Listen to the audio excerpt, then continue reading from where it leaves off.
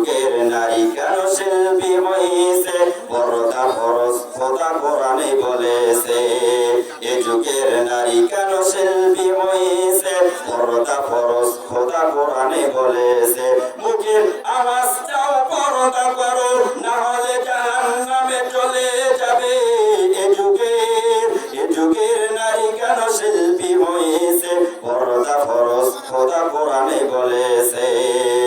লিপস্টিকের কি বাহার দেখো, বোরকা পরে তাও আটো সাটো, ইউটিউবে তার দেখো ভিউটা কত, মধুর বাণী আছে কোরআনে কত। কথা বলেন ঠিক কিনা?